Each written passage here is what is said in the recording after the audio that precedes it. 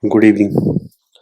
MA Philosophy, MPY 001, Block number 3, Orthodox Systems 1, Unit number 1, Nyaya Vaisheshika.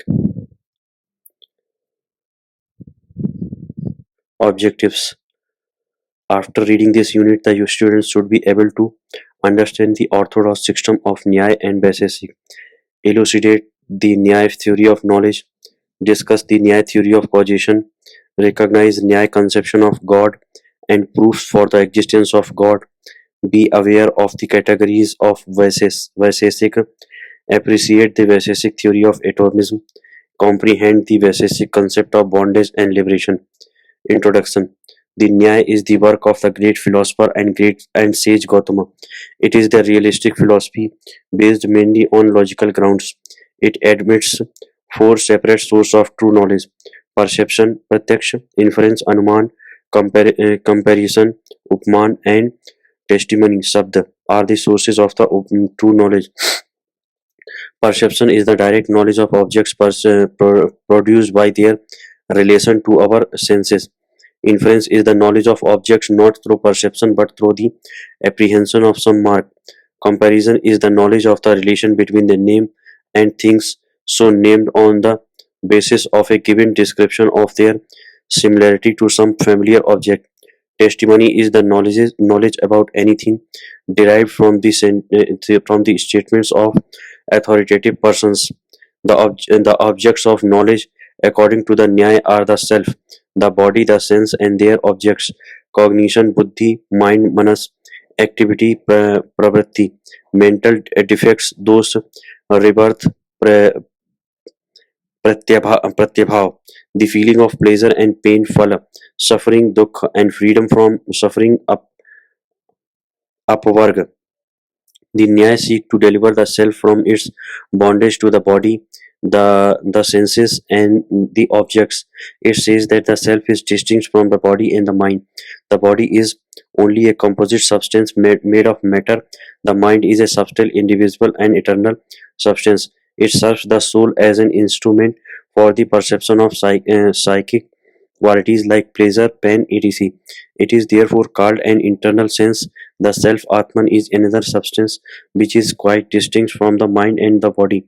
Liberation Apavarga means the absolute cessation of all pain and suffering brought about by the right knowledge of reality. Tattva Gyan. Liberation Liberation is only release from pain. The existence of God is proved by the Nyaya by several arguments.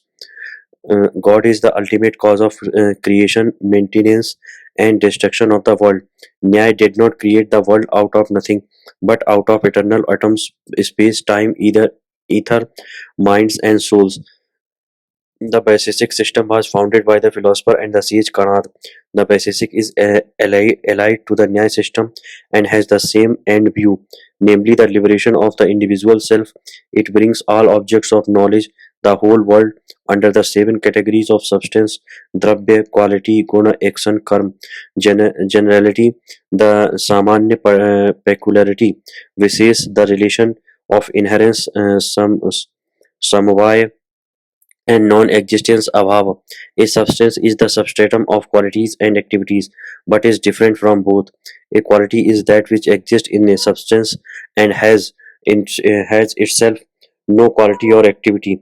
An action is a movement, but a particularity is the ground of the ultimate differences of things. Inherence is the permanent or eternal relation by which a whole is in its parts. A quality or an action is in a substance. The universal is in the particulars. Non-existence stands for all negative facts with regard to God and liberation to the liberation of the individual soul. Soul. The Vaisheshik theory is substantially the same as that of the Nyaya. Nyaya and Vaisheshik. Nyaya is the system of atomic pluralism and logical realism. It is allied to the Vaisheshik system, which is regarded as sa, samana, samana tantra or similar philosophy. Vaisheshik developed metaphysics and ontology. Nyaya developed logic and epistemology. Both agree in viewing the earthly life as full of suffering as bondage of the soul. Liberation is absolute cessation of suffering as the supreme end of life. Both agree that bondage is due to ignorance of reality and that liberation is due to right knowledge of reality. Vaisheshika takes up the exposition of reality and Nyaya mostly accept of Vaisheshik metaphysics, but there are some important points of difference between them, which may be noted. Firstly, while the Vaisheshik recognizes seven categories and classifies all real under them, the Nyaya recognizes 16 category and includes all the seven categories of the Vaisheshikas is one of them called Pramay or the knowledge. The second in the 16, the first category is Praman and or the valid means of knowledge. This clearly brings out the predominantly logical and epistemological character of the Nyaya system. Secondly, while the Vaisheshika recognize only two pramanas, perception and inference, and reduced comparison and verbal authority to inference. The Nyaya recognizes all the four as separate: perception, inference, comparison, and verbal authority. Nyaya theory of knowledge. Knowledge or cognition is defined as apprehension or consciousness. Nyaya believes that knowledge reveals both the subject and the object. They are quite distinct from knowledge. All knowledge is a revelation or manifestation of objects, just as a lamp manifests physical things placed before it. So knowledge reveals all objects which come before it. Knowledge may be valid or invalid. Valid knowledge is defined as the right apprehension of an object. It is the manifestation of an object as it is. Nyaya maintains the theory of correspondence.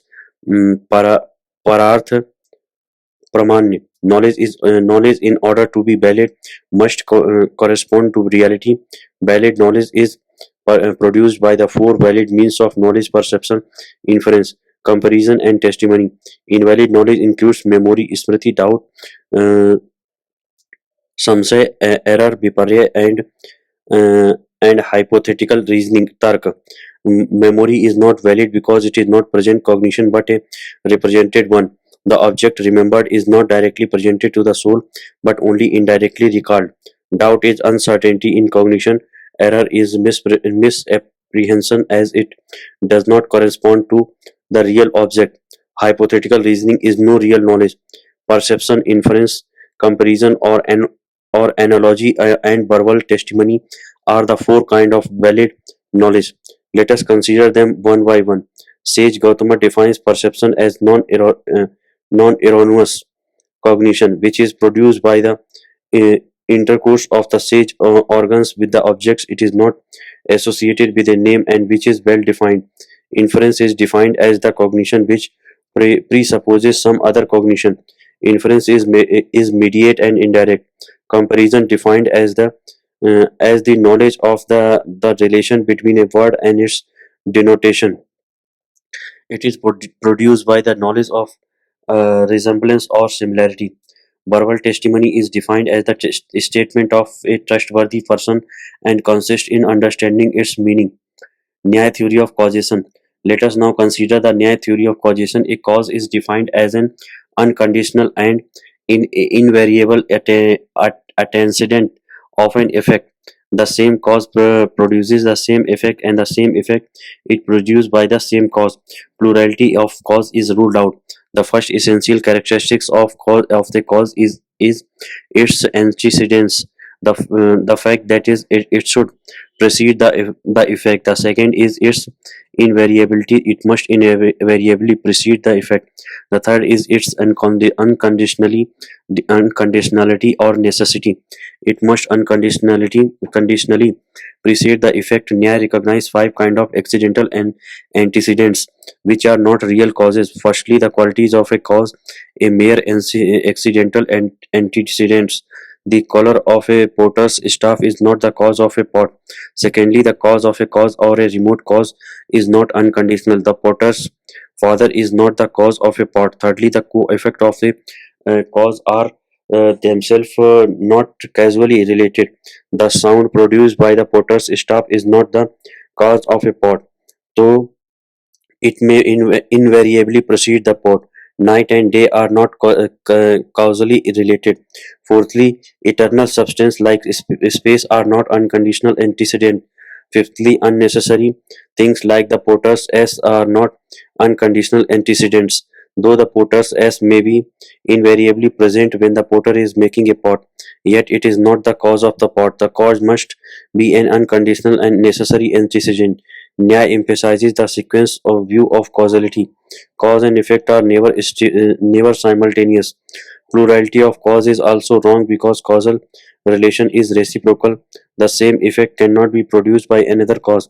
Each effect has its distinction feature and has only one specific cause. An effect is defined as the counter entity of its own prior non-existence. It is the negation of its own prior negation. It comes into being and destroys its prior non-existence. It was non-existent before its production. It did not pre-exist in its cause. It is a fresh beginning, a new creation. Nyaya theory of the physical world. Now we come to the topic of the object of knowledge. The physical world is constituted by the four physical substances of earth, water, fire, and air. The ultimate constituents of these four substances are the eternal and unchanging atoms of earth, water, fire, and air. Akash or ether, kala or time, and dik or space is eternal and infinite substances, each being one single whole. Thus, the physical world is the product of the four kinds of atoms of earth, water, fire, and air. It contains all the composite products of these atoms and their qualities and relations, including organic bodies, the senses, and the sensible qualities of things. According to Gautama, the objects of knowledge are the self, the body, the senses, and their objects. Knowledge, mind, activity, the mental imperfections, rebirth, the feeling of pleasure and pain, suffering, absolute freedom from all suffering. All of these knowable are not to be found in the physical world because it includes only those objects that either physical or somehow belong to the world of physical nature. Thus, the self is attribute of knowledge, and manas are not at all physical. Time and space are two substances which, although different from the physical substances, yet somehow belong to the physical world. Akasa is a physical substance which is not a productive cause of anything. Nyaya concept of God. God is the ultimate cause of creation, maintenance, and destruction of the world. God is the eternal, infinite self who creates, maintains, and destroys the world.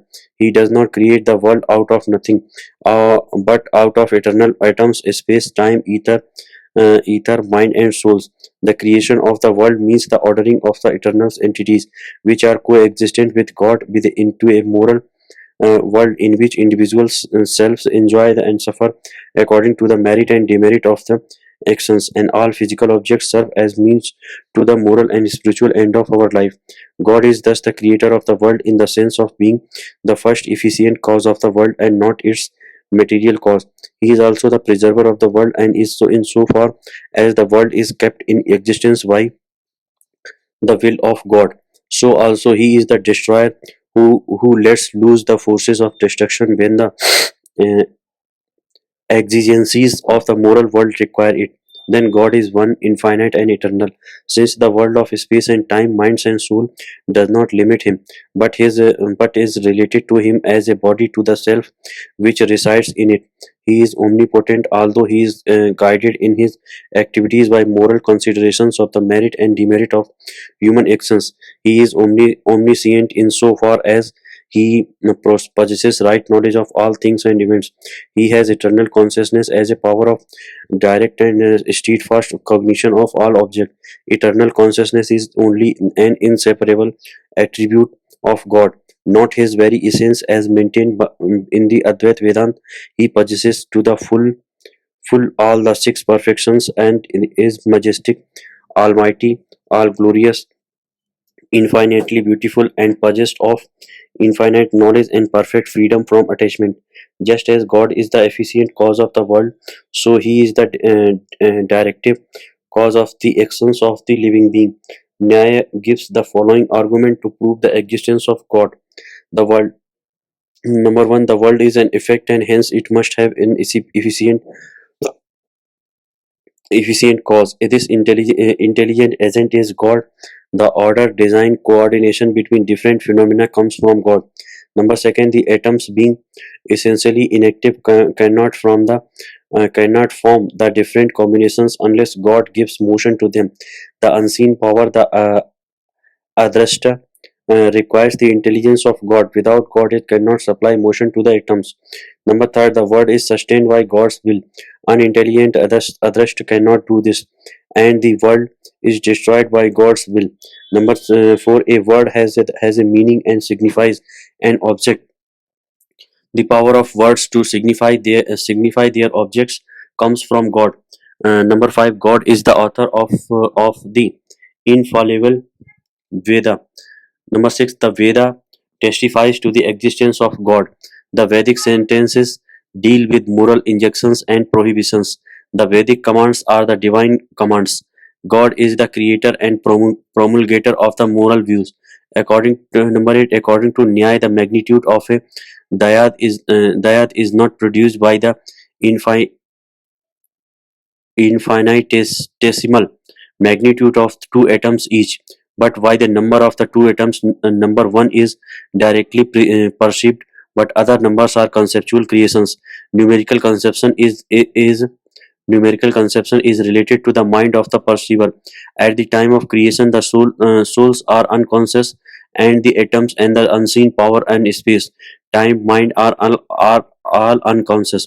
Hence, the numerical conception depends upon the divine consciousness, so God must exist. Number nine, we reap the fruit of our own actions. Merit and demerit accrue from our actions, and the stock of merit and demerit is called adrashta, the unseen power.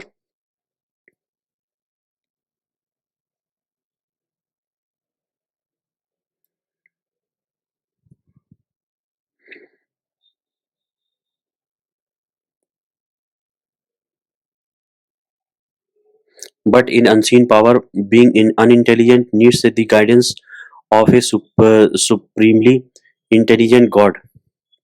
Vaisheshika concept of padartha or category.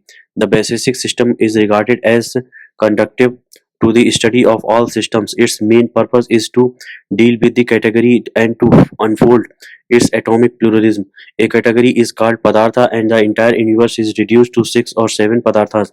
Padartha literally means the meaning of the word or the object signified by the word. Are objects of knowledge or all real come under Padartha. Padartha means an object which can be thought and named.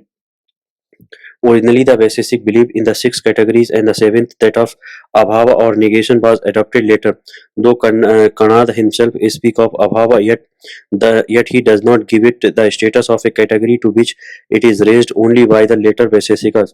The Vaisheshikas divided all existent reals, which are all object of knowledge into two classes: bhava or being, or abhava or non-being. Six categories come under bhava, and the seventh is abhava. All knowledge necessarily points to an object of knowledge and is called the padartha.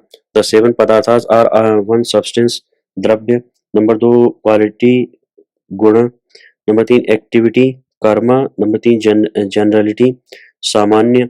Number five, particularity, wishes. Number six, inherence, समवाय. And non-being, abhava. Dravya or substance is defined as the substratum where actions and qualities inhere, and which is the coexistent material cause of the composite things produced from it. Substance signifies the self-subsistence, the absolute and the independent nature of things. The category of substance is the substratum of qualities and actions. The dravyas are nine and include material as well as spiritual substances. The basic philosophy is pluralistic and realistic, but not materialistic.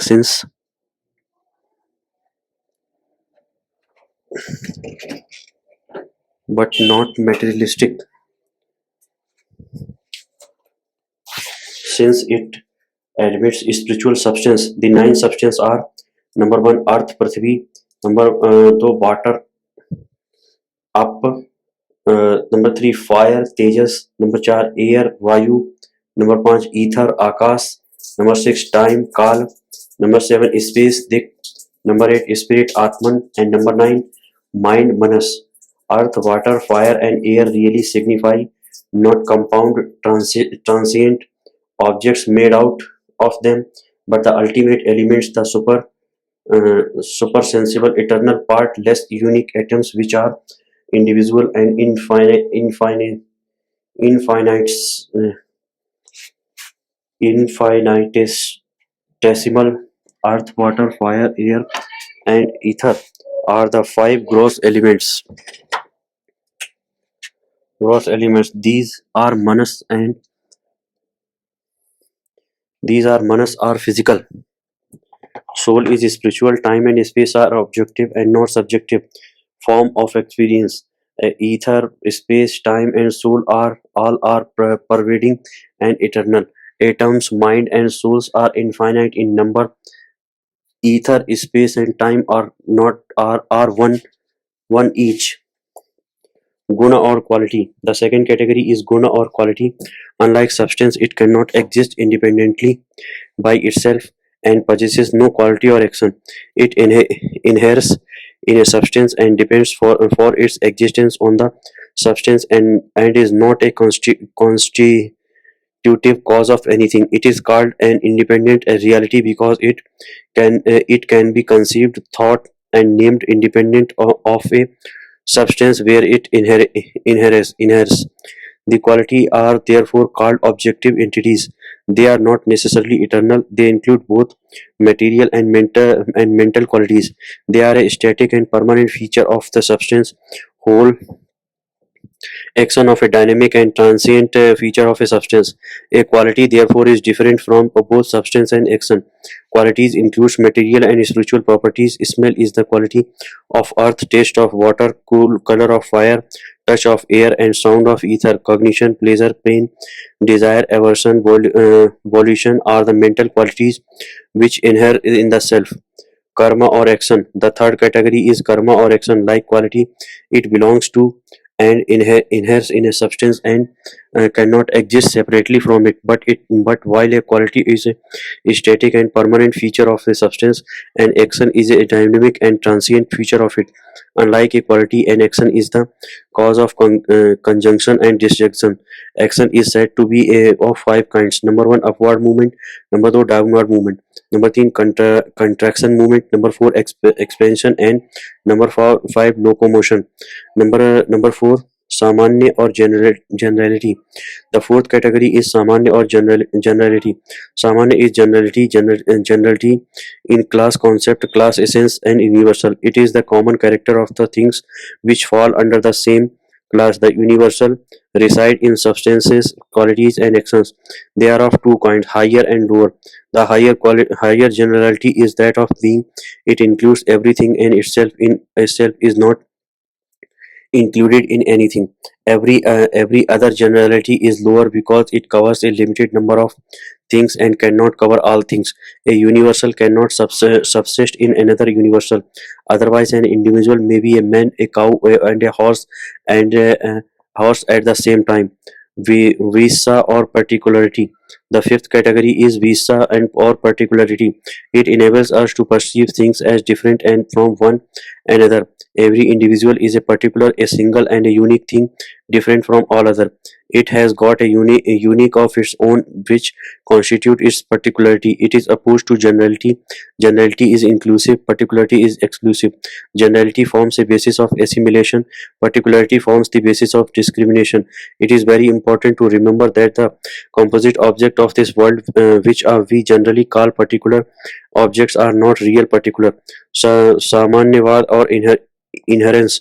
The sixth category is Samanyavad or inseparable relation called inherence. It is different conjunction or Samyog, which is separable and transient relation and is a quality. Samvaya is an independent category. Kanad calls it the relation between cause and effect. Samvaya is one and eternal relationship subsisting between the two things inseparably connected. Number 7, Abhav. This seventh category is Abhav or non-existence. Kant does not mention it as a separate category. Absence of an object and knowledge of its absence are different. The first six categories are positive. This is negative. The other categories are regarded as absolute, but this category is relative in this conception. Non-existence is of four kinds. Number 1, antecedent non-existence. Number 2, subsequent non-existence. Number 3, mutual non-existence. And number 4, absolute non-existence. Vaisheshik on atoms and creation. According to Vaisheshik, diversity and not unity is at the root of the universe. Vaisheshika says that atom is the minutest particle of matter which may not be further divisible. The indivisible part, partless and eternal particle of matter is called an atom. Uh, Paramanu. All physical things are produced by the combination of atoms. Therefore, creation means the combination of atoms in different proportions, and destruction means the dissolution of such combination. The material cause of the universe is neither produced nor destroyed. It is the eternal atoms. The atoms are said to be of four kinds. For earth, water, fire, and air. Ether or Akash is not atomic. It is it is one and all pervading and affords the medium for the combinations of the atoms. The atoms differ from one another both in quantity and the quality. Each has the particularity of its own and exists as a separate reality. During dissolution, they remain inactive. Motion is imparted to them by the unseen power adrashta of merit adharma or demerit adharma, which resides in the individual souls and want to fructify in the form of enjoyment or suffering. Atoms are supersensible. Atoms increase by multiplication and not by a mere addiction. When notion is imparted to them by the unseen power, they begin to vibrate and immediately change into dyad. The dyad is produced by the combination of two atoms. The atom are its inherent cause. Conjunction is its non-inherent cause, and the unseen power is its efficient cause. An atom is indivisible, spherical, and im- imperceptible. A dyad, the Dayanuka is minute anu and short harasho and imperceptible. From the standpoint of ancient Indian philosophy, the world, including physical nature, is a moral stage for the education and emancipation of individual souls. The basic atom theory of the world is guided by spiritual outlook of ancient Indian philosophy. The atomic theory of the Vaisheshik explains that part of the world which is non-eternal, subject to origin and destruction in time. The eternal constituents of the universe, namely the four kinds of atoms and the five substances of Akash, space, time, mind, and soul, do not come within the preview of their atomic theory, because these can neither be created nor destroyed. On the other hand, all composite objects beginning with a dyad or the first compound of only two atoms, the Dvanuk, Dvainuk, are non-eternal. So the atomic theory explains the order of creation and destruction of these non-eternal objects. All composite objects are constituted by the combination of atoms and destroyed through their separation. The first combination of two atoms is called a uh, Dvanuk or dyad, and a combination of three Dvanukas is called a trinuka or trinuka or triad. The Trayanuka is called the tra- Trasarenu, and it is the minimum perceptible object according to the Vaisheshika. The the Parmanu or atom, and the Dvanuka or dyad being smaller, and the Trinuka or triad cannot be perceived but are known through inference. All the finite objects of the physical world and the physical world itself are uh, composed of the four kind of atoms in the form of dyad, triad, and other larger compounds arise out of these. The world of the universe is a system of physical things and living beings having bodies with senses and possessing minds, intellect, and egoism. All these exist and interact with one another in time, space, and akas. Living beings are souls who enjoy or suffer in the world according to their character, wise or ignorant, good or bad, in virtuous or vicious.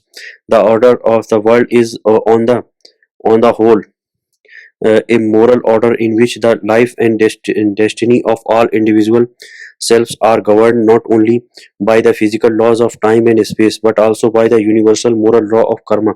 In the simplest form, this law means as you sow, so you reap. Just as the physical law of causation in the most abstract form means that there can be no effect without the cause. Vaisheshika admits the reality of the spiritual substances, soul, and God, and also admits the law of karma. The atoms are the material cause of the world of which God, assisted by the unseen power, is the efficient cause. The physical world presupposes the moral order. Evolution is due to the unseen power consisting of merits and demerits of the individual soul, which want to bear fruits as enjoyments or sufferings to be experienced by the souls.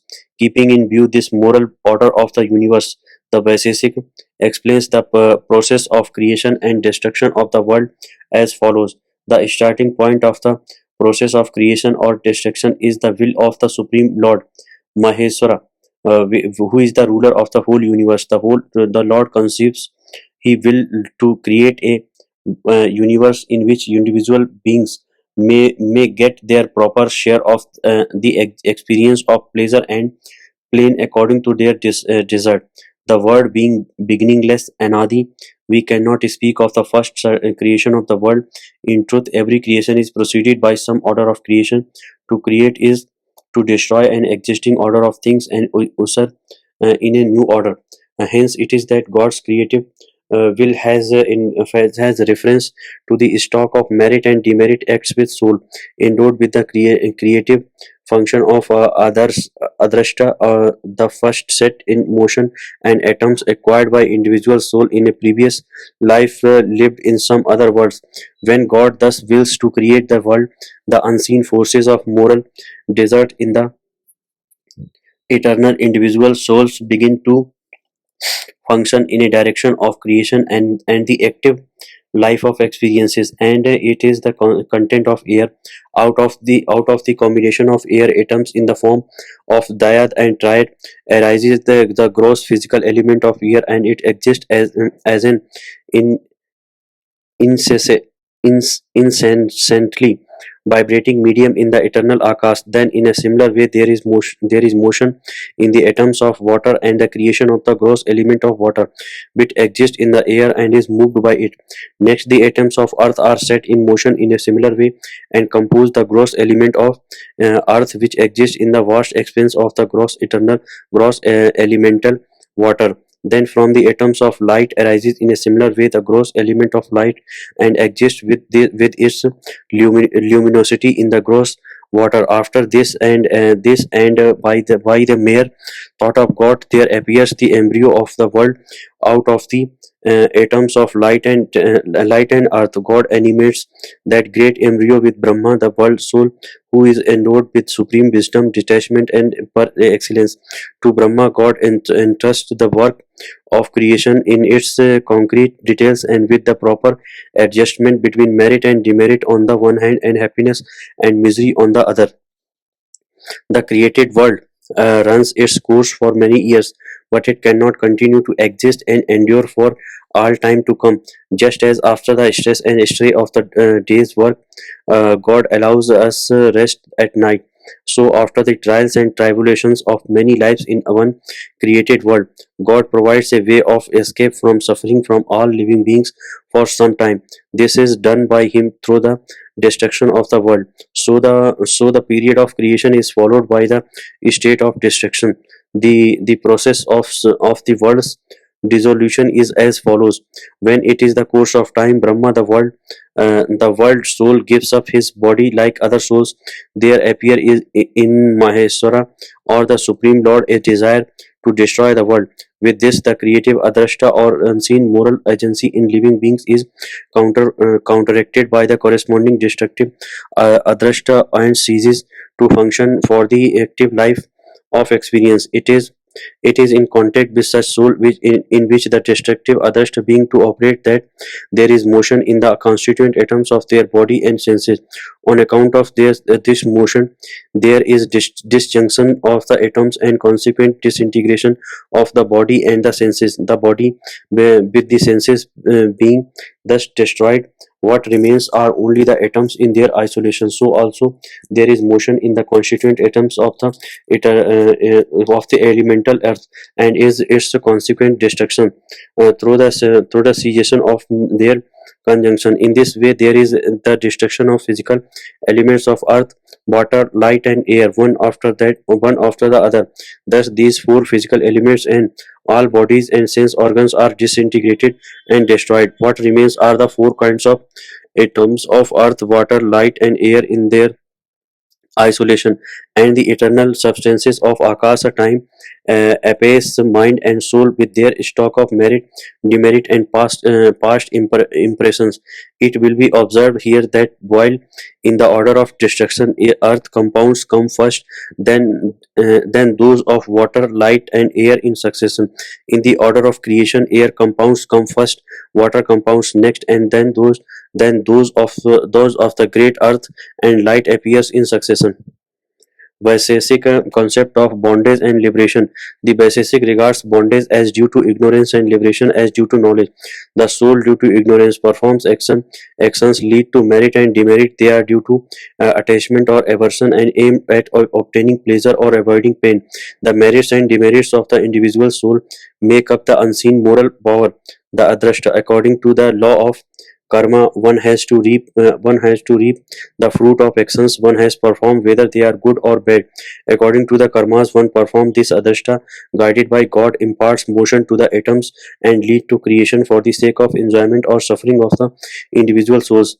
Liberation is cessation of all life, all consciousness, all bliss, together with all pain and all qualities. It is qualityless, indeterminate, pure nature of the individual soul as pure substance devoid of all qualities. Let us sum up. In this unit, we have tried to give central concepts of Nyaya and Vaisheshika. Nyaya is a system of logical realism and atomistic pluralism. Nyaya develops logic and epistemology. Vaisheshika develops metaphysics and ontology. In this unit, we have explained Nyaya theory of knowledge, causation, physical world, God, and the proof of the existence of God. In this unit relating to the orthodox system of Vaisheshika, we have discussed Vaisheshika categories: atoms, creation, destruction, bondage, and liberation. We conclude this unit with the basic conception that liberation is the real state of soul free from the all qualities, and it reduces the soul to a mere nothing. Thank you.